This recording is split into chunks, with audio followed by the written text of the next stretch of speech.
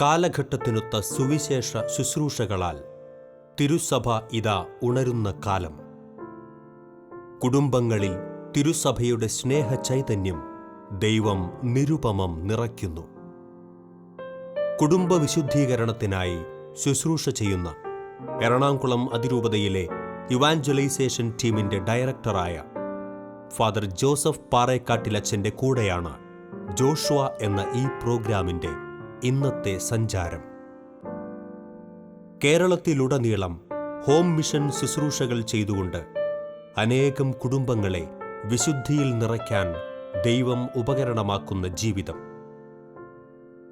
2006 മുതൽ 4 വർഷത്തോളം ടാക്സി ഡ്രൈവേഴ്സിന്റെ കൂട്ടായ്മയായ സാരഥിയുടെ ഡയറക്ടറായും ജയിൽ മിനിസ്ട്രിയിലും ശുശ്രൂഷ ചെയ്തുകൊണ്ട് കടന്നുവന്ന വൈദികൻ.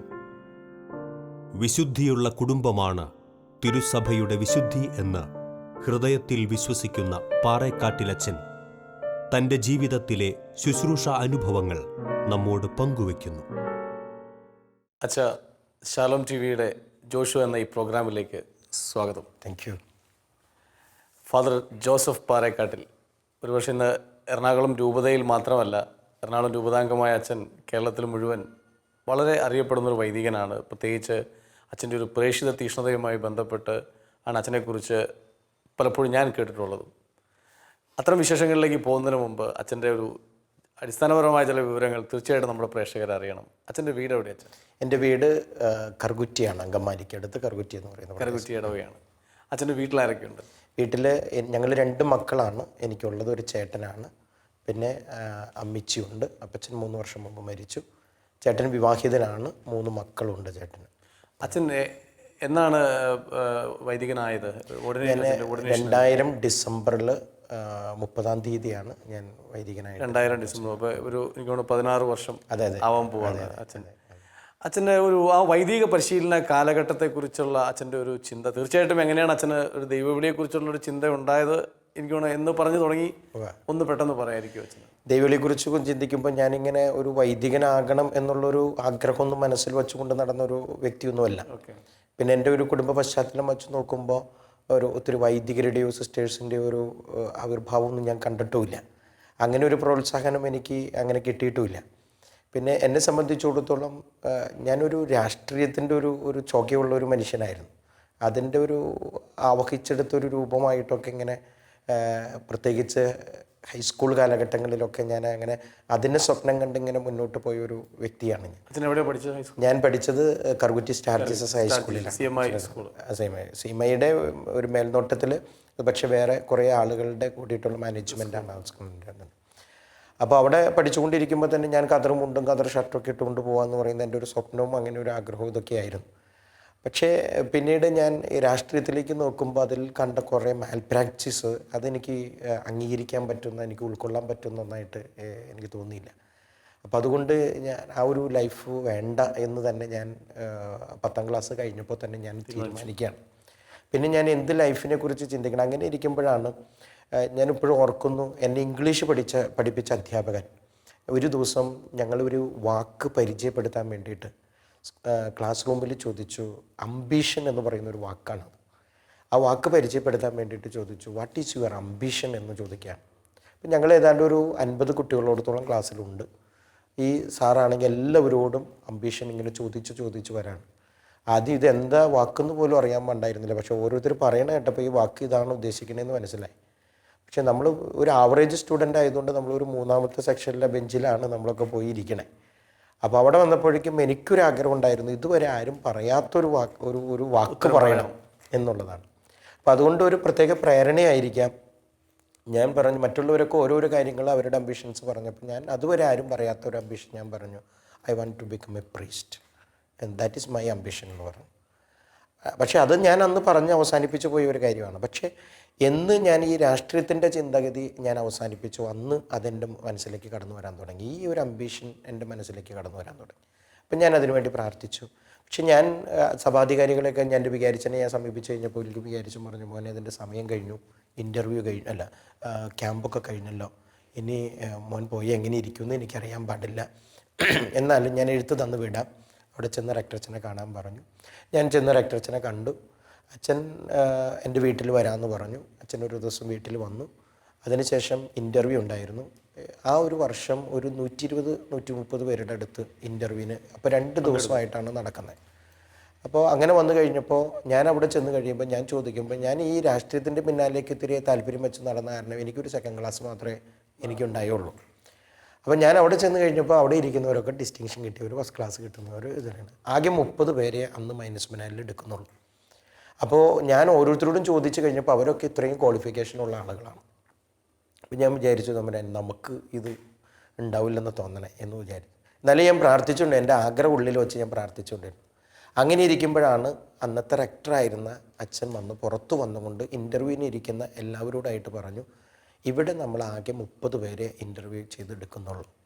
അതിൽ ഡിഗ്രി അന്ന് പ്രീ ഡിഗ്രിയാണ്, പ്രീ ഡിഗ്രി കഴിഞ്ഞിട്ടുള്ളവരെ SSLC-ക്കാരെ പിന്നെ എടുക്കുള്ളൂ എന്ന് പറഞ്ഞു. ഇത് 2 കഴിഞ്ഞിട്ടുള്ള ശേഷമാണ് SSLC-ക്കാരെ എടുക്കുന്നത്. അപ്പോൾ നിങ്ങൾക്ക് ഇനി ഒരു വൈദികനാകാൻ ആഗ്രഹമുണ്ട്, പക്ഷേ ഇവിടെ എല്ലാവരും എടുക്കാൻ നമുക്ക് സാധിക്കില്ല. അപ്പോൾ അതുകൊണ്ട് നിങ്ങൾക്ക് താല്പര്യമുണ്ടെങ്കിൽ പുറമേ നിന്നുള്ള സഭയിൽ നിന്നുള്ള വൈദികർ നിങ്ങളെ കാണാൻ വന്നിട്ടുണ്ട്. അപ്പോൾ നിങ്ങൾ അങ്ങനെ ഉണ്ടെങ്കിൽ ആ അച്ഛന്മാരായിട്ട് പേഴ്സണൽ ടോക്ക് നിങ്ങൾക്ക് നടത്തി കഴിഞ്ഞാൽ അവരുടെ സെമിനാരികളിലേക്ക് നിങ്ങൾക്ക് പോകാം, അവരുടെ ഒരു മിഷൻ അനുസരിച്ചുള്ള ശുശ്രൂഷ നിങ്ങൾക്ക് ചെയ്യാം എന്നിങ്ങനെ പറഞ്ഞു. അന്ന് ഞങ്ങൾ 2 പേര് മാത്രമേ ഈ വൈദികരെ കാണാനായിട്ട് പോയുള്ളൂ. ഞങ്ങൾ ചെന്ന് സംസാരിച്ചു. അപ്പം ഞങ്ങൾ അവരോട് പറഞ്ഞ ഒരു വ്യവസ്ഥയുണ്ടായിരുന്നു. ഞങ്ങളൊരു രൂപത വൈദികനാകാൻ, ഒരു ഇടവക വൈദികനാകാനുള്ള താല്പര്യത്തോടു കൂടി വന്നതാണ്. ഇനി ഞങ്ങൾക്ക് ഇവിടെ അഡ്മിഷൻ കിട്ടുകയാണെങ്കിൽ തീർച്ചയായിട്ടും ഞങ്ങൾ അതിനോട് താല്പര്യം കാണിക്കുള്ളൂ, ഇല്ല എങ്കിൽ തീർച്ചയായിട്ടും ഈ പറയുന്ന രംഗത്തേക്ക് ഞങ്ങൾ വരുന്നതാണെന്ന് പറഞ്ഞു. പക്ഷേ എനിക്കൊന്നും ദൈവത്തിൻ്റെ ഇടപെടൽ ഞങ്ങൾക്ക് 2 പേർക്കും അവിടെ കിട്ടി, രൂപത കിട്ടി. ഞാൻ മനസ്സിലാക്കുന്ന ഒരു പക്ഷേ അത്രയും പേരിൽ ഒരു വൈദികനാകാൻ താല്പര്യം, എങ്ങനെ ഒരു വൈദികനാകണം എന്നുള്ളൊരു ആഗ്രഹം മുന്നിൽ വെച്ചുകൊണ്ടായിരിക്കണം ഇനി ഇവിടെ കിട്ടിയില്ലെങ്കിലും അവിടെ പോകണം എന്നുള്ളൊരു താല്പര്യത്തുള്ളൂ. അത് തന്നെയായിരിക്കാം ചിലപ്പോൾ ഞങ്ങൾ 2 പേരെങ്കിലും കണ്ട ഒരു പ്ലസ് പോയിന്റ് എന്ന് ഞാൻ വിചാരിക്കുകയാണ്. അതുകൊണ്ട് എനിക്ക് വിദ്യാഭ്യാസപരമായിട്ട് ഇതൊരു അത്രയും ഒരു മുമ്പിലേക്ക് കയറി നിൽക്കാൻ എനിക്ക് പറ്റിയില്ലെങ്കിലും, പക്ഷേ ഈ ഒരു തിരഞ്ഞെടുപ്പിലൂടെ ദൈവം എന്നെ തിരഞ്ഞെടുക്കുന്ന ആ വഴിയെ ഞാൻ കുറിച്ച് ചിന്തിക്കുകയും അതിനെക്കുറിച്ച് ധ്യാനിക്കുകയും അതിനോർത്ത് ദൈവത്തെ ഞാൻ സ്തുതിക്കുകയും ചെയ്യുകയാണ്. അച്ഛാ, എത്ര വർഷത്തെയായിരുന്നു ഈ പരിശീലനം, സെമിനാരി പരിശീലനം 3 വർഷം മൈനസ് സെമിനാരി. മൊത്തം എത്ര വർഷം? 11 വർഷം. 11 വർഷം. ഈ 11 വർഷത്തിനിടയ്ക്ക് നമുക്ക് അത് എളുപ്പമായിരുന്നു ഈ 11 വർഷം പരിശീലനം പൂർത്തിയാക്കി അച്ഛനാവുക എന്നുള്ളത്? എന്നെ സംബന്ധിച്ചിടത്തോളം എനിക്കൊരു ആവേശമായിരുന്നു, ഒരു വൈദികനാവുക എന്ന് പറയുന്ന ആവേശമായിരുന്നു. പിന്നെ എവിടെയായിരിക്കുന്നു അവിടെ ഞാൻ നല്ലൊരു കമ്മിറ്റഡ് ആയിട്ടുള്ളൊരു വ്യക്തിയാണ്, ഞാനൊരു അധ്വാനിക്കുന്ന ഒരു വ്യക്തിയായിരുന്നു. അപ്പോൾ അവിടെ ആയിരിക്കുമ്പോൾ നമ്മൾ ഏൽപ്പിക്കുന്ന ജോലിയൊക്കെ വളരെ നന്നായിട്ട് നമ്മൾ ചെയ്യുക എന്നുള്ളതാണ്. അക്കാദമിക്കലായിട്ട് വലിയൊരു ക്വാളിഫിക്കേഷനോ അല്ലെങ്കിൽ ഒരു മേന്മയൊന്നും നമുക്കവിടെ കാണിക്കാൻ പറ്റിയിട്ടില്ലെങ്കിലും നമുക്ക് നമ്മുടെ ജീവിതത്തിൽ കാത്തു സൂക്ഷിക്കുന്ന ഒരു ആത്മീയതയുണ്ടായിരുന്നു. ആ ഒരു ആത്മീയതയിൽ നിന്നുകൊണ്ട് വളരാനും അതോടൊപ്പം തന്നെ അവിടെ ഒരു കമ്മിറ്റ്മെൻ്റ് ഉണ്ടായിരുന്നു. ആ കമ്മിറ്റ്മെൻറ്റ് അത് ഏത് സെമിനാരിലും ഞാൻ പഠിച്ചപ്പോഴും, മൈനസ് സെമിനാരി കഴിഞ്ഞു, ഞാൻ വടവാതൂർ സെൻറ്റ് തോമസ് അപ്പസ്റ്റോലിക് സെമിനാരിയിലേക്കാണ് എന്നെ പറഞ്ഞു വിട്ടത്. എൻ്റെ ഫിലോസഫിയും തിയോളജിയും അവിടെയായിരുന്നു. അതിനിടയിൽ ഒരു വർഷം ഞാൻ തിയോളജി നമ്മുടെ റീജൻസി ചെയ്യാനായിട്ട് വന്നു. റീജൻസി ചെയ്യാൻ വന്നത് കാഞ്ഞൂർ ഫൊറോന പള്ളിയിലായിരുന്നു. അത് എനിക്കൊരു വലിയൊരു എക്സ്പീരിയൻസ് ആയിരുന്നു. കാരണം ഒരു വലിയൊരു ഇടവകയിൽ ഒരു വിശ്വാസ സമൂഹത്തിൻ്റെ ഒപ്പം നിന്ന് മറ്റുള്ളവർ, എൻ്റെ കൂടെയുള്ളവരൊക്കെ ഒട്ടുമിക്കവരും എല്ലാവരും തന്നെ ഒരു സ്ഥാപനങ്ങളിൽ നിന്ന് ശുശ്രൂഷ ചെയ്യായിരുന്നു. പക്ഷേ എനിക്കൊരു ഇടവകയുമായിട്ട് ബന്ധപ്പെട്ട് കിട്ടിയപ്പോൾ അതൊരു എനിക്ക് നല്ലൊരു എക്സ്പീരിയൻസ് ആയിട്ട് എനിക്ക് തോന്നുകയും ചെയ്തു. അച്ഛാ, ഈ നമ്മൾ ഒരു വൈദികനാകുക എന്ന് പറയുന്ന ആ ഒരു സമയം, കാരണം നമുക്ക് പരിശീലന കാലഘട്ടത്തെക്കാളും ഒക്കെ ഒരു വലിയ കമ്മിറ്റ്മെൻറ്റാണ്. നമ്മളൊരു ഡയക്കണേറ്റ് ഓർഡിനേഷൻ അല്ലെങ്കിൽ ഒരു ഡീക്കനായി കഴിഞ്ഞാൽ അതൊരു കമ്മിറ്റ്മെൻറ്റാണ്. പിന്നെ പുറകോട്ട് പോകാമെന്ന് പറഞ്ഞാൽ അത്ര എളുപ്പമല്ല. തീർച്ചയായിട്ടും പോകാം, പക്ഷേ പുറകോട്ട് പോകാമെന്ന് പറയുന്നത് പലതുകൊണ്ടും എളുപ്പമല്ല. അത് നമ്മൾ തമ്പുരാൻ്റെ മുമ്പിലും സഭയോടും പിന്നെ ഒരു കുദാശ സ്വീകരിക്കാൻ ഒരുങ്ങുന്നതിൻ്റെ ഒരു അവസാന ഘട്ടമാണ്. അപ്പോൾ ആ ഒരു ഓർഡിനേഷന് തൊട്ട് മുമ്പുള്ള നാളുകളെക്കുറിച്ചോ ഓർഡിനേഷനെക്കുറിച്ചോ ആ നാളുകളിലൊക്കെ ടെൻഷൻ ഉണ്ടായില്ലേ ഒരു തീരുമാനത്തിലേക്ക്? തീർച്ചയായും അങ്ങനത്തെ ഒരു ടെൻഷനില്ല. കാരണം നമ്മുടെ മുമ്പിൽ ഒരു വൈദികനാകണം എന്നുള്ളത്, അപ്പോൾ അതിന് എന്ത് ത്യാഗം വന്നാലും അതിനെ ഉൾക്കൊണ്ടുകൊണ്ട് തന്നെ മുന്നോട്ട് പോകണം എന്നുള്ള ഒരു ആഗ്രഹവും താല്പര്യവുമാണ് നമ്മുടെ ഉള്ളിൽ കൊണ്ടുപോയിരുന്നത്. പക്ഷേ എൻ്റെ ജീവിതത്തിലൊരു ട്രാജഡി ഉണ്ടായിരുന്നു. ട്രാജഡി എന്ന് പറയുന്നത്, ഞാൻ ഡീക്കനായിരുന്ന കാലഘട്ടത്തിൽ, ഡീക്കനാകാൻ വേണ്ടിയിട്ട് നമ്മളെ സെലക്ട് ചെയ്യുന്ന ഒരു ഇതുണ്ട്. അത് സെമിനാരി, അതെ അതെ, സെമിനാരി കൗൺസിലാണ് അതിനൊരു തീരുമാനം എടുക്കുന്നത്. അപ്പം നമ്മളെക്കുറിച്ചുള്ള ഒരു വിലയിരുത്തൽ അവർ മൊത്തത്തിൽ നടത്തും. ആ വിലയിരുത്തലിലാണ് അവർ ഈ വ്യക്തി ഡൈക്കനേറ്റിന് വേണ്ടി അല്ലെങ്കിൽ ഡീക്കൻ പട്ടത്തിന് വേണ്ടി ഈ വ്യക്തി അർഹനാണോ, അല്ലെങ്കിൽ ഇപ്പോൾ ആ വ്യക്തിക്ക് കൊടുക്കണോ വേണ്ടയോ എന്നൊക്കെ തീരുമാനിക്കുന്നത്. പക്ഷെ എന്നെ സംബന്ധിച്ചിടത്തോളം എൻ്റെ സെമിനാരി ലൈഫ് എന്ന് പറഞ്ഞു കഴിഞ്ഞാൽ, ഞാൻ സെമിനാരി നിയമങ്ങളോട് അങ്ങേയറ്റം 100% വിശ്വസ്ത പുലർത്തുന്ന ഒരു വ്യക്തിയായിരുന്നു. അതായത് അവിടെയുള്ള ടൈം ടേബിൾ അനുസരിച്ച് കാര്യങ്ങൾ മുന്നോട്ട് പോകണം എന്ന് ആഗ്രഹിക്കുന്ന ഒരു വ്യക്തിയായിരുന്നു ഞാൻ. ഒരിക്കൽ പോലും ഇപ്പോൾ ഇത്രയും നാളും ഞാൻ 7 വർഷം ഞാൻ കോട്ടയം സെമിനാരിയിൽ പഠിച്ചു, പറവാതൂർ സെമിനാരിയിൽ പഠിച്ചു. ഒരു സിനിമ കാണാൻ പോവുകയോ അങ്ങനെ ഇനി വിട്ടാൽ തന്നെ പോകുന്ന ഒരാളല്ലായിരുന്നു. പക്ഷേ എന്നെ അവിടെ ഏൽപ്പിക്കുന്നപ്പോൾ പൂന്തോട്ടത്തിലെ കാര്യങ്ങളായാലും മറ്റുള്ള കാര്യങ്ങളായാലും എന്തായാലും ഞാൻ അവിടെ നിന്ന് വർക്ക് ചെയ്യും, ഞാൻ അങ്ങനെ പോകുന്ന ഒരാളാണ്. എല്ലാത്തിലും ഞാൻ എന്ന് എൻ്റെ മനസ്സിൽ ഒരു വൈദികനാകാൻ ആഗ്രഹം തോന്നിയോ അന്ന് മുതൽ ഇന്ന് വരെ ഒരു വിശുദ്ധ കുർബാന ഞാൻ മുടക്കിയിട്ടില്ല. എന്ന് വെച്ചാൽ ഞാനിപ്പോൾ വീട് വിട്ട് പോയിട്ട് ഏതാണ്ട് 27 വർഷത്തോളമായി. ഈ 27 വർഷത്തിനിടയിൽ ഒരിക്കലും ഞാൻ വിശുദ്ധ കുർബാന മുടക്കിയിട്ടില്ല. എനിക്കതൊരു ശക്തിയായിരുന്നു, ഒരു അഭിഷേകമായിരുന്നു എൻ്റെ ജീവിതത്തിൽ. അപ്പം ഞാൻ സെമിനാരിൽ ഏറ്റവും ആദ്യം എഴുന്നേൽക്കുന്ന വ്യക്തി ഞാനായിരിക്കും. ഞാൻ എല്ലാവരും എഴുന്നേൽക്കാനുള്ള മണിയടിക്കുമ്പോൾ ഞാൻ പള്ളിയിൽ പോയിരിക്കുന്ന ആളായിരുന്നു. കാരണം എനിക്ക് കിട്ടുന്നൊരു സമയം എന്ന് പറയുന്നത് അപ്പോഴായിരിക്കും. ബാക്കിയുള്ള സമയമൊക്കെ എന്തെങ്കിലുമൊക്കെ പ്രവർത്തിക്കാനൊക്കെ മാറുമ്പോൾ എൻ്റെ ഒരു പേഴ്സണൽ ടൈം പ്രയർ എന്ന് പറയുന്നത്. അപ്പോൾ എല്ലാവരും എന്നെ കണ്ടതും അങ്ങനെ തന്നെയാണ്. അങ്ങനെ കണ്ട എന്നോട് ഞാൻ പിന്നെ സോഷ്യലായിട്ട് കുറച്ച് പ്രവർത്തനങ്ങളൊക്കെ നടത്തുന്ന ഒരു വ്യക്തിയായിരുന്നു. പ്രത്യേകിച്ച് ജീസസ് ഫ്രറ്റേണിറ്റി എന്ന് പറയുന്ന സംഘടന എന്നെ സംബന്ധിച്ചിടത്തോളം എൻ്റെ ഒരു ആത്മാവും ജീവനുമായിട്ട് ഞാൻ കൊണ്ടുനടന്നത്. ജയിൽ മിനിസ്ട്രിയുമായിട്ട് വന്നു അതെൻ്റെ ഒരു ആത്മാവും ജീവനുമായിട്ട് ഞാൻ കൊണ്ടുനടന്നതാണ്. അപ്പോൾ ഞാൻ അതിൻ്റെ നേതൃത്വത്തിലേക്ക് വന്ന കാലഘട്ടത്തിലൊക്കെ അതൊരു ഫ്ലറിഷിങ് ഒരു കാലഘട്ടമായിട്ട് എനിക്ക് തോന്നിയിട്ടുണ്ട്. നമ്മളതനുസരിച്ച് പ്രവർത്തിച്ചിട്ടുണ്ട്. അപ്പോൾ എനിക്ക് തോന്നുന്നു ഞാൻ അതിലൊക്കെ വളരെ ആക്റ്റീവ് ആയതുകൊണ്ടായിരിക്കാം എൻ്റെ അധികാരികൾ സെമിനാരി കൗൺസിൽ തീരുമാനമെടുത്തു ഐ ആം ഓവർ ആക്റ്റീവ്.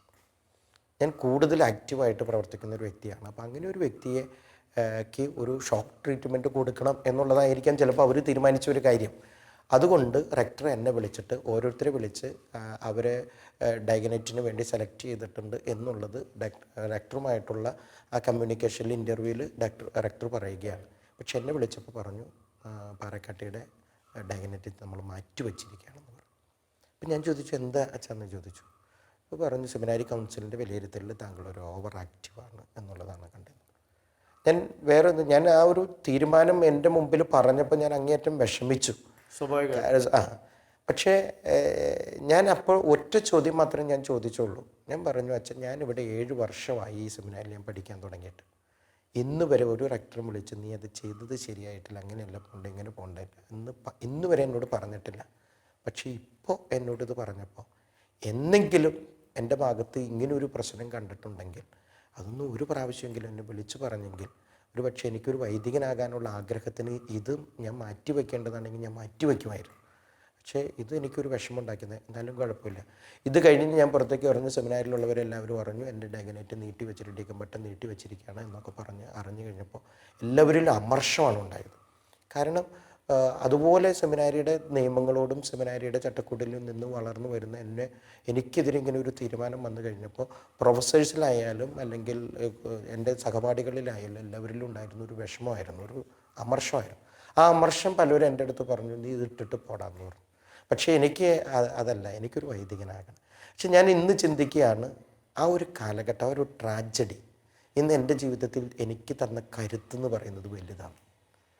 അതായത് എനിക്കിന്ന് ഏത് പ്രശ്നം വന്നാലും അതിൻ്റെ മുമ്പിൽ ഒളിച്ചോടുന്നൊരു വ്യക്തിയല്ല ഞാൻ. ആ പ്രശ്നത്തെ സധൈര്യം നേരിടുന്ന, അതിനെ എന്ത് വില കൊടുത്തും അതിൻ്റെ മുമ്പിൽ നിലകൊണ്ട് അതിനെ അതിജീവിച്ച് പോകാനായിട്ട് സാധിക്കുന്ന ഒരു വ്യക്തി. അത് ഈ ഒരു അനുഭവം എനിക്ക് തന്നിട്ടുണ്ടെന്നാണ് ഞാൻ മനസ്സിലാക്കുന്നത്. അപ്പോൾ തീർച്ചയായിട്ടും അതൊരു ട്രാജഡി അല്ല, അതല്ലേ? ട്രാജഡി ആയിരുന്നെങ്കിലും ദൈവത്തിൻ്റെ ഒരു ഇടപെടലായിട്ടാണ് ഞാൻ അതിൽ കാണുന്നത്. എന്ന് കരുതിക്കൊണ്ട് എൻ്റെ ഡീക്കൻ പട്ടം മാറ്റി വെച്ചു എന്ന് കരുതിക്കൊണ്ട് ഒരു ഡേറ്റ് മാറ്റി വെച്ചത് മാത്രമേ ഉള്ളൂ. ഡിസംബറിൽ തരേണ്ട ഡീക്കൻ പട്ടം എനിക്ക് ഏപ്രിലിൽ തന്നു. എൻ്റെ പിതാക്കന്മാർ എനിക്ക് ഇന്ന് നല്ല സപ്പോർട്ടായിരുന്നു പിതാക്കന്മാർ. അതുകൊണ്ട് എനിക്ക് യാതൊരു പ്രശ്നവും ഉണ്ടായില്ല. സാധാരണ എല്ലാവരും സ്വീകരിച്ച കൂട്ടത്തിൽ തന്നെ ഞാനും പട്ടവും സ്വീകരിച്ചു. പക്ഷെ നമുക്കൊരു പക്ഷേ കുറച്ചുകൂടെ ഒന്ന് ശ്രദ്ധിക്കാനും ഒക്കെ ആ ഒരു തീർച്ചയായിട്ടും നമ്മളെ സഹായിച്ചിട്ടുണ്ടാവുമല്ലോ, ഉറപ്പായിട്ടും. അച്ഛൻ ഞാൻ മറ്റൊരു കാര്യം, അച്ഛൻ്റെ ഓരോ വാക്കിലും ആ ഒരു തീക്ഷ്ണതയുണ്ട്. അച്ഛൻ ഈ റീജൻസിയെ കുറിച്ച് പറഞ്ഞാണ് ഞാനൊന്ന് ശ്രദ്ധിച്ചൊരു കാര്യം. റീജൻസി കാഞ്ഞൂർ പോലത്തെ, എനിക്ക് വളരെ പരിചയമുള്ള ഇടവകയാണ്. കാഞ്ഞൂർ പോലത്തെ വലിയൊരു ഫൊറോന പള്ളിയിൽ ആ ഇടവക വിശ്വാസ ജനത്തോടൊപ്പം റീജൻസി ചെയ്തു എന്നുള്ളത് പറയുമ്പോൾ തന്നെ അച്ഛൻ്റെ കണ്ണുകളിലും വാക്കുകളിലും ആ ഇടവകയോടുള്ള വലിയൊരു സ്നേഹമുണ്ട്. ഒരു അച്ഛൻ ഒത്തിരി സ്ഥലത്ത് ഇടവക വികാരിയായിട്ട് ഇരുന്നിട്ടുണ്ടല്ലേ രൂപതയിൽ? തീർച്ചയായിട്ടും മൂന്ന് പള്ളിയിൽ അതെ, അച്ഛൻ പല പല കാര്യങ്ങളിൽ ഉത്തരവാദിത്വം എടുത്തിട്ടുണ്ട്. ഇവാഞ്ചലൈസേഷൻ്റെ രൂപതയിൽ ചാർജാണ് അച്ഛൻ. പല വിഭാഗങ്ങളിൽ വർക്ക് ചെയ്തിട്ടുണ്ടെങ്കിലും പല പള്ളികളിൽ വികാരിയായിട്ടിരുന്നിട്ടുണ്ട്. ഒരു ഇടവക വികാരി എന്ന നിലയിൽ അച്ഛൻ്റെ ഈ ഒരു ജീവിതാനുഭവങ്ങളും പ്രവർത്തനങ്ങളിലും അച്ഛൻ്റെ ചില അനുഭവങ്ങളും ആഗ്രഹങ്ങളും ഒക്കെ ഒന്ന് പറയാൻ വെച്ചാൽ, അല്ലെങ്കിൽ ഒരു ചിന്തകളൊക്കെ. ഞാൻ പറഞ്ഞില്ല, എൻ്റെ സെമിനാരി പരിശീലന കാലഘട്ടം മുതലേ തന്നെ എനിക്കുണ്ടായിരുന്ന, അതായത് എൻ്റെ ഇടവകയിലുണ്ടായിരുന്ന വികാരിമാരും 9 വർഷം എൻ്റെ വികാരിയായിട്ടിരുന്ന ഒരു ജോസഫ് കാവലിപ്പാടൻ അച്ഛനുണ്ടായിരുന്നു. അപ്പോൾ അച്ഛൻ എല്ലാ കാര്യത്തിലും അച്ഛൻ എന്നെ സഹായിക്കുമായിരുന്നു, എന്ന് വെച്ചാൽ പ്രോത്സാഹിക്കുമായിരുന്നു. ഇടവകയുടെ ഓരോ കാര്യങ്ങളും അച്ഛനിപ്പോൾ കുറച്ച് നാൾ മുമ്പ് മരിച്ചുപോയി, എന്നാലും അച്ഛൻ എല്ലാം എന്നെ പറഞ്ഞ് മനസ്സിലാക്കി എന്നെ പഠിപ്പിച്ചു തരുമായിരുന്നു. അതുപോലെ തന്നെയാണ് ഞാൻ കാഞ്ഞൂർ ചെല്ലുമ്പോൾ ഈ അതിരൂപതയിൽ വളരെയധികം അജപാലന ശുശ്രൂഷയിൽ അങ്ങേയറ്റം വിജയിച്ചിട്ടുള്ളൊരു വൈദികനാണ് കല്ലുക്കാരനച്ഛൻ. അപ്പോൾ കല്ലുക്കാരനച്ഛൻ്റെ കൂടെ ആയിരുന്നു ഞാൻ ഇത് റീജൻസി ചെയ്തുകൊണ്ടിരുന്നത്. അപ്പോൾ ഞാൻ അവിടെ ചെല്ലുമ്പോൾ അവിടെ സാധാരണ പല പ്രസ്ഥാനങ്ങളുണ്ട്. അവിടെ ITC ഉണ്ട്, കാർപ്പൻറ്ററി ഉണ്ട്, സോമില്ലുണ്ട്, ഇങ്ങനെ കാര്യങ്ങൾ. അപ്പോൾ ബ്രദേഴ്സിന് സ്വാഭാവികമായിട്ടും ഉണ്ടാകാൻ പോകുന്ന ഉത്തരവാദിത്വം എന്ന് പറയുന്നത് ആ സോമില്ലിൻ്റെയും ഈ കാർപ്പൻറ്ററിയുടെയൊക്കെ ഉത്തരവാദിത്വമാണ് അവിടെ ഉണ്ടാകുന്നത്. അപ്പോൾ പക്ഷെ ഞാൻ വിചാരിച്ചതിന് അവിടെ ഈ കുടുംബ രജിസ്റ്റർ എന്ന് പറയുന്ന ഒരു സംഗതി അത് കുത്തഴിഞ്ഞ് കിടക്കുന്ന ഒരു അവസ്ഥയായിരുന്നു. എന്ന് വെച്ചാൽ അതിന് ആളുകൾക്ക് വേണ്ടത്ര സ്ഥിതിവിവര കണക്കുകൾ വേണ്ട രീതിയിലായിട്ടില്ല, അങ്ങനെ ഒരു അവസ്ഥയായിരുന്നു. അപ്പോൾ അച്ഛൻ ഇത് ഒരിക്കൽ എന്നോട് ഇങ്ങനെ ഊട്ടുമുറിയിലിരുന്ന് പങ്കുവച്ചപ്പോൾ ഞാൻ അച്ഛനോട് ചോദിച്ചു, അച്ഛൻ, കാരണം എൻ്റെ വികാരിച്ചൻ എന്നെ ഇതെല്ലാം പഠിപ്പിച്ചിട്ടുണ്ട്. അപ്പോൾ അതുകൊണ്ട് ഞാൻ ചോദിച്ചു, അച്ഛാ ഞാൻ ഈ ഒരു ഉത്തരവാദിത്വം ഏറ്റെടുത്ത് ഞാൻ അങ്ങോട്ട് ചെയ്യട്ടെ എന്ന് വെച്ചു. ബ്രദറെ പലരും നോക്കിയിട്ട് നടന്നിട്ടില്ല, ബ്രദർ നോക്ക് എന്ന് പറഞ്ഞു. പക്ഷേ ഞാൻ ആ ഒരു വർഷം കൊണ്ട് ഈ 1000 ചില്ലാൻ വീടുകൾ ഞാൻ കയറി ഇറങ്ങി. അത് 3 വട്ടം ഞാൻ കയറി ഇറങ്ങി അവരുടെ എല്ലാ കാര്യങ്ങളും ഒക്കെ ഞാൻ കണ്ടെത്തി. അത് വന്ന് രാത്രി മുഴുവനും ഇരുന്ന് ഞാൻ ചെക്ക് ചെയ്ത് കണ്ടെടുത്ത് അങ്ങനെ ഒരു പുതിയ ആത്മസ്ഥിതി. അപ്പോൾ ഇവരിലേക്ക് ഇറങ്ങി തിരിച്ച ആ ഒരു കാലഘട്ടം എന്നെ സംബന്ധിച്ചിടത്തോളം വലിയത്. പിന്നെ വൈദികനായി എന്നെ സംബന്ധിച്ചിടത്തോളം, ഒരു വികാരിയായിട്ടിരിക്കുന്ന എന്നെ സംബന്ധിച്ചിടത്തോളം എൻ്റെ ഒരു മോട്ടോ എന്ന് പറയുന്നത് ഞാൻ അവനിലും അവൻ എന്നിലും വസിക്കണം എന്നുള്ളതാണ്. ഞാൻ അവനിലും അവൻ എന്നിലും വസിക്കണം എന്നുള്ളതാണ്. എന്നിൽ ഈശോ ഉണ്ടെങ്കിൽ എനിക്ക് മറ്റുള്ളവരിലേക്ക് ഈശോ കൊടുക്കാനായിട്ട് എനിക്ക് പറ്റുള്ളൂ. അപ്പോൾ ആ ഒരു സ്വപ്നം എൻ്റെ ഉള്ളിൽ ഇന്നും കാത്തു സൂക്ഷിക്കുന്ന ഒരാളാണ്. ഞാനിപ്പോൾ ആദ്യമായിട്ട് വികാരിയായിട്ടിരുന്ന മലയാറ്റൂരിനടുത്ത് സെബീർ എന്ന് പറയുന്ന സ്ഥലത്താണ്. ഞാൻ അവിടെ ചെല്ലുമ്പോൾ എൻ്റെ പിതാക്കന്മാരെ അവിടേക്ക് പറഞ്ഞു വിട്ടപ്പോൾ എന്നോട് പറഞ്ഞു, കാലടിയിലുള്ള കോളേജിൽ പോയി എന്തെങ്കിലും വിഷയങ്ങൾ സെക്കുലറായിട്ടുള്ള വിഷയം എടുത്ത് പഠിച്ചോ, അതിന് അച്ഛന് സമയം ഉണ്ടാകും, കാരണം കൊച്ചിടവകയാണ്, 160 വീട്ടുകാരേ ഉള്ളൂ, അച്ഛൻ അത് വേണമെങ്കിൽ ചെയ്തോളാൻ പറഞ്ഞു. അപ്പോൾ ഞാൻ എൻ്റെ മനസ്സിലും അത് കരുതിയിട്ടുകൊണ്ടാണ് ഞാൻ പോകുന്നത്. അപ്പോൾ ഞാൻ വിഷയമൊക്കെ എൻ്റെ മനസ്സിൽ കരുതിയിട്ട്, പൊളിറ്റിക്സാണ് എന്നെ സംബന്ധിച്ചിടത്തോളം ഇഷ്ടമുള്ള വിഷയമെങ്കിൽ ഞാനത് ഉപേക്ഷിച്ചെങ്കിലും ആ ഒരു വിഷയം എനിക്ക് ഇഷ്ടമുള്ളത് കൊണ്ട് അതുമായിട്ട് ബന്ധപ്പെട്ട പഠനങ്ങളൊക്കെ എന്തെങ്കിലും നടത്താം എന്ന് വിചാരിച്ചുകൊണ്ട് ഞാൻ അങ്ങോട്ട് ചെല്ലുകയാണ്. പക്ഷെ ഞാൻ ചെല്ലുമ്പോൾ ആ ഇടവക തുടങ്ങിയിട്ട്, മലയാറ്റൂരിൽ നിന്ന് തിരിഞ്ഞ ഇടവകയാണ്, ആ ഇടവക തുടങ്ങിയിട്ട് 25 വർഷം, ആ 25 വർഷത്തിൻ്റെ ജൂബിലി തുടങ്ങാൻ പോകുന്ന സമയത്താണ് ഞാൻ അവിടെ ചെല്ലുന്നത്. പക്ഷെ ഞാൻ ആ ഇടവകയുടെ പശ്ചാത്തലത്തിൽ നിന്നുകൊണ്ട് ചിന്തിക്കുമ്പോൾ ഒത്തിരി വഴക്കുകളും പ്രശ്നങ്ങളും, സഹോദരങ്ങൾ തമ്മിൽ, അയൽവക്കക്കാർ തമ്മിൽ ഒത്തിരി വഴക്കുകളും പ്രശ്നങ്ങളൊക്കെ നടക്കുന്ന ഒരു ഇടവകയായിട്ട് എനിക്ക് തോന്നി. അപ്പം ഞാൻ വിചാരിച്ചു, തമ്പുരാനെ, ഈ ഇടവക എന്ന് പറയുന്ന, അല്ലെങ്കിൽ ഈ ദേവാലയം ഈ ജനമധ്യത്തിൽ സ്ഥാപിക്കപ്പെട്ടിട്ട് അതിൻ്റെ ഒരു നന്മ ഈ ജനത്തിൻ്റെ ഉള്ളിലേക്ക് ഇറങ്ങി തിരിച്ചില്ലെങ്കിൽ പിന്നെ ഈ ജൂബിലി ആഘോഷിക്കണതിൽ എന്താ കാര്യമുള്ളത്? അതുകൊണ്ട് ഞാൻ എൻ്റെ പഠിക്കണ മോഹം ഞാൻ മാറ്റിവെച്ചു. ഞാൻ വിചാരിച്ചു ആദ്യത്തെ ഒരു വർഷം ഞാൻ പഠിക്കാൻ പോകുന്നില്ല. ഞാൻ എന്നിട്ട് ഈ ഒരു വർഷം കൊണ്ട് എല്ലാ വീടുകളും ഞാൻ പലാവർത്തി കയറി ഇറങ്ങി അവരെ കൂട്ടി യോജിപ്പിച്ച് 2 കുടുംബത്തിൻ്റെ പ്രശ്നം ഒഴിച്ച് ബാക്കി എല്ലാ പ്രശ്നങ്ങളും എനിക്ക് പരിഹരിക്കാനായിട്ട് സാധിച്ചു എന്നുള്ളതാണ്. അത് പരിഹരിച്ചതിൻ്റെ അവസാനത്തിലാണ് ഞാൻ ആ ജൂബിലി അവിടെ ആഘോഷിക്കുന്നത്. അപ്പോൾ കാരണം അതാണ് നമുക്ക് ആവശ്യം എന്നുള്ളത് എനിക്ക് തോന്നി. എനിക്ക് കിട്ടുന്ന എന്തെങ്കിലും ഡിഗ്രീനേക്കാൾ, ശരിയാണ് ഞാൻ പഠിക്കാൻ പോയി എനിക്ക് അറിവുണ്ടാകും, എനിക്ക് വേറെ മേഖലകളിലേക്കൊക്കെ തിരിയാൻ എനിക്ക് സാധിക്കുമായിരിക്കും, ഇതൊക്കെ ശരിയാണ്. പക്ഷേ എന്നെ പരമേൽപ്പിച്ച ഒരു ഇടവകയുണ്ട്, ആ ഇടവകയിലുള്ള ദൈവമക്കളുണ്ട്, അവരുടെ ഏതൊരു ആവശ്യത്തിനും. ഞാൻ ഇടവകയിലിരിക്കുമ്പോൾ ഒരു പോലീസ് കേസും അങ്ങോട്ട് വരാൻ ഞാൻ അനുവദിക്കില്ലായിരുന്നു. കാരണം നമുക്ക് തീർക്കാവുന്ന, നമ്മൾ ഇടപെട്ട് നമ്മൾ പറഞ്ഞാൽ മനസ്സിലാക്കി കൊടുത്തു കഴിഞ്ഞാൽ തീർക്കാവുന്ന പ്രശ്നങ്ങളായിട്ട് എനിക്ക് തോന്നിയിട്ടുള്ളൂ. അപ്പോൾ അതുകൊണ്ട് നമ്മൾ കർമ്മനിരതനായിട്ട് നമ്മൾ വരുന്നു. അതുകൊണ്ട് ഞാൻ ഈ 3 വർഷം പഠിക്കാനുള്ള ഒരു മോഹമൊക്കെ ആയിട്ട് അങ്ങോട്ട് പോയെങ്കിലും ഞാൻ ഈ 3 വർഷം ഒരു കോഴ്സും ചെയ്യാതെ എനിക്ക് തോന്നുന്നു അതെൻ്റെ ഒരു ജീവിതത്തിൽ ഒരു വഴിത്തിരിവായിട്ട് മാറി എന്ന് തോന്നുന്നു. കാരണം ഞാനിപ്പോൾ സെക്യുലറായിട്ടുള്ള ഏതെങ്കിലും ഒരു വിഷയം എടുത്ത് ഞാൻ പഠിക്കാൻ പോയെങ്കിൽ ഇന്ന് ചിലപ്പോൾ വേണമെങ്കിൽ എനിക്ക് ഇന്ന് ഞാൻ ആയിരിക്കുന്ന ഈ വചനപ്രഘോഷണ രംഗത്ത് ചിലപ്പോൾ വേണമെങ്കിൽ ഞാൻ സജീവമാകലായിരിക്കും. വേറെ ഏതെങ്കിലും രംഗത്തൊക്കെ ഞാൻ വൈദിക ജീവിതത്തിൽ തന്നെ വേറെ ഏതെങ്കിലും രംഗങ്ങളൊക്കെ ചിലപ്പോൾ നമ്മൾ തിരഞ്ഞെടുക്കുമായിരുന്നു. പക്ഷേ ആ ഒരു സാഹചര്യം ഇല്ലാത്തത് കൊണ്ടായിരിക്കാം വീണ്ടും നമ്മൾ ഈ ഒരു ജനവും വചനവും ജീവിതവും ഒക്കെ ആയിട്ട് ബന്ധപ്പെട്ട ഒരു അനുഭവത്തിലൂടെ തന്നെ ഈ ശുശ്രൂഷയെ നിർവഹിക്കാനായിട്ട്. അച്ഛൻ്റെ ആ വചനപ്രഘോഷണത്തിൻ്റെ കാര്യം പറഞ്ഞുകൊണ്ട് തന്നെ എനിക്ക് കൂടുതൽ അച്ഛൻ്റെ ഇപ്പോഴത്തെ ഉത്തരവാദിത്വവും ഒക്കെ ആയിട്ട് ബന്ധപ്പെട്ട് അച്ഛൻ എറണാകുളം രൂപതയിലെ ഇവാഞ്ചലൈസേഷൻ്റെ ഡയറക്ടർ അച്ഛനാണ്. അച്ഛൻ ഇതിനു മുൻപും ഈ ഒരു ടൈമിൽ അല്ലേ 3 വർഷത്തോളം ഇവാഞ്ചലൈസേഷൻ്റെ ഡയറക്ടർ ആയിരുന്നു. അപ്പോൾ അച്ഛൻ്റെ ഈ വചന ശുശ്രൂഷ അല്ലെങ്കിൽ ഇവാഞ്ചലൈസേഷനുമായി ബന്ധപ്പെട്ട ഒരു രംഗത്തെ കാര്യങ്ങൾ തീർച്ചയായിട്ടും അറിയണം. ഒരുപക്ഷെ നമുക്കത് അടുത്ത എപ്പിസോഡിലായിരിക്കും സമയം ഉണ്ടാവുള്ളൂ. പക്ഷേ ഇപ്പം എനിക്കൊരു കാര്യം അച്ഛനോട് ഈ അവസാന ഭാഗത്ത് ചോദിക്കാനുള്ളത്, അച്ഛൻ്റെ ഈ കാഞ്ഞൂരിനെ കുറിച്ച് കാഞ്ഞൂരിൽ ആ സ്ഥിതിവിവര കണക്കുകൾ കുടുംബ രജിസ്റ്റർ ശരിയാക്കിയ ആ ഒരു കാര്യം പറയുമ്പോഴും സെബിയൂരിലെ ഇടവകയിലെ വിശേഷങ്ങൾ പറയുമ്പോഴൊക്കെ കുടുംബങ്ങളെക്കുറിച്ച് വലിയൊരു ആഗ്രഹവും കുടുംബങ്ങളിലുള്ള സ്നേഹമുണ്ട്. എനിക്ക് തോന്നുന്നു അച്ഛൻ പറഞ്ഞതുപോലെ കുടുംബങ്ങളിൽ ദൈവം വസിക്കുന്ന ഈശോ വസിക്കുന്നിടത്താണ് കാര്യങ്ങൾ ഉണ്ടാവുന്നത് എന്നൊരു വലിയ ബോധ്യത്തിലാണ് അച്ഛനത് പറയുക. അച്ഛൻ ഒന്ന് പറയാമോ, എന്താണ് ഈ കുടുംബങ്ങളെക്കുറിച്ചുള്ള അച്ഛൻ്റെ ഇത്രയും വലിയൊരു ആഗ്രഹം? ഇന്ന് ഒരുപക്ഷെ നമ്മൾ കുടുംബങ്ങളെക്കുറിച്ച് മാർപ്പാപ്പയും ഒക്കെ കുടുംബങ്ങൾക്ക് പ്രാധാന്യം കൊടുത്തുകൊണ്ട് സഭ മുഴുവൻ കാണുന്ന ഒരു കാലഘട്ടത്തിൽ കുടുംബങ്ങളുടെ ഒരു സുവിശേഷീകരണത്തെക്കുറിച്ചുള്ള അച്ഛൻ്റെ ഒരു പ്രവർത്തനം ചിന്തയും. കാരണം സഭയുടെ അടിസ്ഥാന ഘടകം എന്ന് പറയുന്നത് കുടുംബമാണ്. ആ കുടുംബത്തിൽ നിന്നുള്ള വളർച്ചയാണ് സഭയുടെ വളർച്ചയായിട്ട് നമ്മൾ കാണുന്നത്. അതുകൊണ്ടാണല്ലോ മാർപ്പാപ്പ ഇപ്പം തന്നെ പറയുന്നത്, അതായത് ആ ഒരു കാഴ്ചപ്പാടിലേക്ക് നമുക്ക് തിരിച്ചു വരാനായിട്ട് സാധിക്കണം. ആ കുടുംബം എന്ന് പറയുന്ന കാഴ്ചപ്പാട് എവിടെയൊക്കെ മാറിപ്പോയിട്ടുണ്ടോ അവിടെയൊക്കെ സഭയുടെ തളർച്ച നമുക്ക് കാണാനായിട്ട് നമുക്ക് സാധിച്ചിട്ടുണ്ടെന്നുള്ളതാണ്.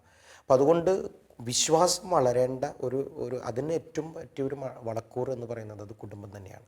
ആ കുടുംബത്തിൽ എന്താ വെച്ചാൽ അത് നമ്മൾ ഒരു മറ്റുള്ള തലത്തിൽ നിന്നുകൊണ്ട് കൊടുക്കുന്ന ഒരു അറിവല്ല, അത് ജീവിതത്തിൽ നിന്ന് പങ്കുവെച്ച് കൊടുക്കുന്ന ഒരു അറിവാണത്, ഒരു അനുഭവമാണത്. ആ അനുഭവമാണ് നമ്മളിൽ വളരേണ്ടത്. അതാണ് നിലനിൽക്കുന്ന ഒരു അനുഭവമായിട്ട് നമ്മൾ മാറുന്നത്. വിശ്വാസത്തെ നമ്മൾ പഠിപ്പിച്ചു കൊടുക്കുക എന്നതിനേക്കാൾ ഉപരിയായിട്ട് ആ വിശ്വാസത്തെ കണ്ടറിഞ്ഞ് വളരുക എന്നുള്ളതാണ്. അപ്പം നമ്മുടെ കുടുംബങ്ങളിൽ ആ ഒരു വിശ്വാസത്തെ വളർത്താൻ തക്ക വിധത്തിലുള്ള എല്ലാ സംവിധാനങ്ങളിലേക്ക് കടന്നു വരാനായിട്ട് നമുക്ക് സാധിക്കണം എന്നുള്ളതാണ്. ഞാനിപ്പോൾ കുറച്ച് നാളുകൾക്ക് മുമ്പ് ഒരു സ്ഥലത്ത് ധ്യാനിപ്പിക്കാൻ ചെന്നപ്പോൾ ഒരു പെൺകുട്ടി എൻ്റെ അടുത്ത് വന്നു. അവിടെ കുർബാന നടക്കാണ്, കുർബാന സേവനത്തിൻ്റെ സമയത്ത് ഒരു കുഞ്ഞു കൊച്ചാണ്. അവൾ വന്നിട്ട് അപ്പോൾ ഞാൻ സങ്കീർത്തത്തിൽ ഇരിക്കുകയായിരുന്നു. ഞാൻ സങ്കീർത്തത്തിൽ ഇരിക്കുന്ന സമയത്ത് അവൾ എന്നെ വിളിച്ചു. ഞാൻ അവളുടെ അടുത്തേക്ക് ഇറങ്ങി ചെന്നു. അവളുടെ പേര് ചോദിച്ചു. അപ്പോൾ പേര് പറഞ്ഞു. എത്രയിലാണ് പഠിക്കണേന്ന് ചോദിച്ചു. 3ാം ക്ലാസ്സിലാണ് പഠിക്കണേന്ന് പറഞ്ഞു. നീ എന്തിനാ വന്നേന്ന് ചോദിച്ചു. അപ്പോൾ അവൾ അതുവരെ കൂട്ടിപ്പിടിച്ച കൈ തുറന്ന് എൻ്റെ കയ്യിൽ കാണിച്ചു. അപ്പോൾ അത് 8 മടക്കായിട്ട് വച്ചിരിക്കുന്ന ഒരു ബുക്കിൻ്റെ അട്ടിയാണത്. ഞാൻ ആ അട്ടി അവൾ എൻ്റെ അടുത്ത് നിന്ന് നീട്ടിയിട്ട് പറഞ്ഞു, അച്ഛാ ഇത് അച്ഛൻ പ്രാർത്ഥിച്ച ഈശോ തരുമെന്ന് എനിക്ക് ഉറപ്പുണ്ട്. അതുകൊണ്ട് ഞാൻ അച്ഛൻ്റെ അടുത്ത് നിർന്നത്. നിയോഗങ്ങൾ എഴുതിയിടാൻ ആൾക്കാരുടെ മുമ്പിൽ പാത്രമൊക്കെ വെച്ചിട്ടുണ്ടായിരുന്നു, അതിലൊന്നും നമ്മൾ ഇട്ടില്ല. ഇത് നേരിട്ട് കൊണ്ടുവന്ന് നമ്മുടെ കയ്യിൽ തന്നു. ഞാനത് എടുത്തു കഴിഞ്ഞപ്പോൾ അവൾ ചോദിച്ചു, ഞാൻ പൊക്കോട്ടേച്ചാന്ന് ചോദിച്ചു. ഞാൻ പൊക്കൊള്ളാൻ പറഞ്ഞു. ഞാൻ ഈ സാധനം എടുത്ത് കൊണ്ടുവന്നിട്ട് ഞാൻ ഇരിക്കുന്നിടത്ത് ഇരുന്നിട്ട് വീണ്ടും ഞാനിത് തുറന്നു നോക്കുമ്പോൾ ഇവിടെ എഴുതിയിരിക്കുകയാണ്, അച്ഛ എനിക്ക് ഈശോ ഒരു പൊന്നപ്പച്ചനെ തന്നിട്ടുണ്ട്. അവളുടെ മനസ്സിൻ്റെ ഉള്ളിൽ, ഏത് കുഞ്ഞുങ്ങളുടെ മനസ്സിൻ്റെ ഉള്ളിൽ ഒരപ്പൻ അമ്മ എന്ന് പറയുന്നതിൻ്റെ ഏറ്റവും വലിയ അടയാളമാണ് അവൾ എഴുതി വച്ചിരിക്കുന്ന വാക്കുകൾ. എനിക്കൊരു പൊന്നപ്പച്ചനെ തന്നിട്ടുണ്ട്. പക്ഷേ എൻ്റെ അപ്പച്ചൻ മദ്യപിച്ചാൽ പിശാച. എനിക്ക് പിശാചായിട്ടുള്ള ഒരു അപ്പച്ചനെ അല്ല, എനിക്കൊരു പൊന്നപ്പച്ചനെ എനിക്ക് വേണ്ടത് എന്ന്. അതായത് നമ്മുടെ കുടുംബങ്ങളിൽ നമ്മുടെ മക്കൾ അനുഭവിക്കാൻ ആഗ്രഹിക്കുന്ന ഒരു കാര്യമുണ്ട്. അത് കൊടുക്കാൻ നമുക്ക് സാധിച്ചു കഴിഞ്ഞാൽ, മാതാപിതാക്കൾക്ക് മക്കളിലേക്ക് അത് കൊടുക്കാൻ സാധിച്ചു കഴിഞ്ഞാൽ, മക്കൾ അത് ഒപ്പിയെടുക്കാനായിട്ട് സാധിച്ചു കഴിഞ്ഞാൽ, ഈ വിശ്വാസം എന്ന് പറയുന്നത് നമ്മൾ അറിയാതെ വളർന്നു വരുന്ന ഒരു അനുഭവമാണ്. നമ്മുടെ കുടുംബത്തിൻ്റെ എല്ലാ നന്മകളും നമുക്കവിടെ കണ്ടെത്താം. കാരണം കുടുംബം എന്ന് പറയുമ്പോൾ ഞാൻ എനിക്ക് വേണ്ടി ജീവിക്കുന്ന ഒരിടമല്ല അത്. കുടുംബം എന്ന് പറയുമ്പോൾ ഞാൻ മറ്റുള്ളവർക്ക് വേണ്ടി ജീവിക്കുന്ന ഇടം. മാതാപിതാക്കൾ മക്കൾക്ക് വേണ്ടി, മക്കൾ മാതാപിതാക്കൾക്ക് വേണ്ടി, സഹോദരങ്ങൾക്ക് വേണ്ടി, ഞാൻ മറ്റുള്ളവർക്ക് വേണ്ടി എൻ്റെ ജീവിത ശുശ്രൂഷയാക്കി മാറ്റുന്ന ഒരു ഇതാണ്. അവിടെയാണ് ഈ തമ്പുരാൻ പറഞ്ഞ സ്വർഗീയ ആനന്ദം എന്ന് പറയുന്നത് നമുക്ക് അനുഭവിക്കാൻ പറ്റുന്നത്. അപ്പോഴാണ് നമ്മുടെ കുടുംബം സ്വർഗം എന്ന് പറയുന്നത്. ഞാൻ എനിക്ക് വേണ്ടി മാത്രം ജീവിക്കാൻ ആഗ്രഹിക്കണമെങ്കിൽ എന്നെ പ്രതി കണ്ണുനീരൊഴുക്കുന്ന ഒത്തിരി പേര് എൻ്റെ ചുറ്റുണ്ടാകും. അതിനെ മനസ്സിലാക്കാൻ എനിക്ക് പറ്റില്ല. അതാണ് അച്ഛൻ്റെ ഓരോ ഷെയറിങ്ങിലും ഞാൻ ശ്രദ്ധിച്ചു. അച്ഛൻ പറഞ്ഞു തുടങ്ങിയെടുത്ത് അച്ഛൻ്റെ ഒരു വൈദിക ജീവിതത്തെക്കുറിച്ച് ഞാൻ ചോദിച്ചപ്പോഴൊക്കെ അച്ഛൻ പറഞ്ഞു, ഏൽപ്പിക്കുന്ന ഏത് കാര്യങ്ങളോടും കമ്മിറ്റഡ് ആവുക എന്നുള്ളതാണ് എൻ്റെ ഒരു ശീലം, അല്ലെങ്കിൽ എൻ്റെ ഒരു താല്പര്യം. അത് തന്നെയാണ് അച്ഛനെ മുൻപോട്ട് നയിക്കുന്നതെന്ന് വളരെ ക്ലിയറാണ്. ഏത് പ്രതിസന്ധിയിലും പ്രാർത്ഥനയിലൂടെ ഈശോയിൽ ആശ്രയിച്ച് മുന്നോട്ട് പോകുന്ന ആ ഒരു അച്ഛൻ്റെ ശീലവും ആ സന്നദ്ധതയും കൊണ്ടാണ് അച്ഛൻ്റെ ഒരു വൈദിക ഒരു ജീവിതം പോലും ഇന്നുണ്ടായത് എന്ന് അച്ഛൻ്റെ വാക്കുകൾ വളരെ ക്ലിയറാണ്. ഏറ്റവും ഒടുവിൽ അച്ഛൻ പറഞ്ഞു വെച്ച ഇന്നത്തെ കാലഘട്ടത്തിൽ ഒരുപക്ഷെ നമ്മുടെ പ്രേക്ഷകരുൾപ്പെടെ എല്ലാവരും ഏറ്റവും ശ്രദ്ധയോടെ കേൾക്കുകയും ചെയ്യേണ്ട ഒരു കാര്യം, വിശ്വാസം എന്ന് പറയുന്നത് നമ്മൾ പറഞ്ഞു പഠിപ്പിക്കേണ്ട ഒരു കാര്യം മാത്രമല്ല, അത് കണ്ട് ജീവിച്ച് അറിയേണ്ട കാര്യമാണ്. അതിൻ്റെ ഏറ്റവും നല്ല സ്ഥലം കുടുംബമാണ്. അതുകൊണ്ട് കുടുംബം രക്ഷപ്പെട്ടാൽ ഈ ലോകം രക്ഷപ്പെടും എന്നുള്ള അച്ഛൻ്റെ ആ വലിയ തീക്ഷ്ണത ഇനിയും അച്ഛനെ തീർച്ചയായിട്ടും ദൈവം ആ ഒരു ഡയറക്ഷനിൽ ധാരാളം മുൻപോട്ട് നയിക്കട്ടെ. അച്ഛൻ്റെ സുവിശേഷ പ്രഘോഷണ രംഗങ്ങളുമായി ബന്ധപ്പെട്ടും മറ്റു പ്രവർത്തന മേഖലകളുമായി ബന്ധപ്പെട്ടും ഒക്കെയുള്ള വിശേഷങ്ങൾ നമ്മുടെ അടുത്ത എപ്പിസോഡിൽ അച്ഛൻ തീർച്ചയായിട്ടും പങ്കുവെക്കണം. ജോഷുവ പ്രോഗ്രാമിൻ്റെ ഈ അച്ഛനോടൊപ്പമുള്ള ആദ്യ എപ്പിസോഡിൽ അച്ഛൻ്റെ ഒരു സജീവ സാന്നിധ്യത്തിന്, ഹൃദയസ്പർശിയായ പങ്കുവെക്കലുകൾക്ക്, അതിലേറെ തീക്ഷ്ണതയുള്ള ആ വാക്കുകൾക്ക് ഒത്തിരി നന്ദി. Thank you.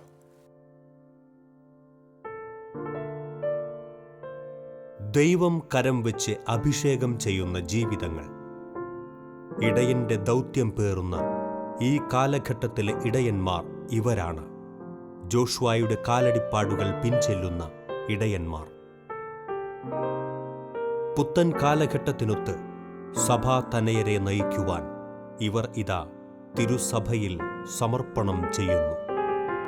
പുത്തൻ കൃപകളാൽ നിറഞ്ഞ് പുത്തൻ ശുശ്രൂഷകളാൽ ദൈവജനത്തെ നയിക്കുവാൻ പ്രാർത്ഥനയോടെ നമുക്കവരെ പിൻചെല്ലാം. ക്രൂശിതന്റെ പാതയിൽ മുന്നേറാം. ശിമയോനും യാക്കോബും യോഹന്നാനും വലകഴുകും വലക്കാരും വഞ്ചിക്കാരും.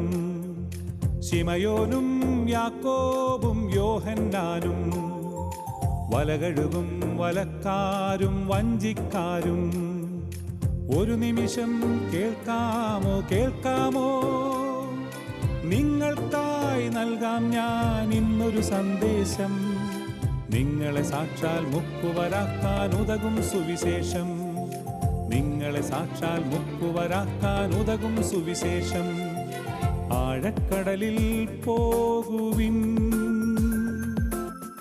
ആഴത്തിൽ വലയെറിയുവിൻ. ആഴക്കടലിൽ പോകുവിൻ,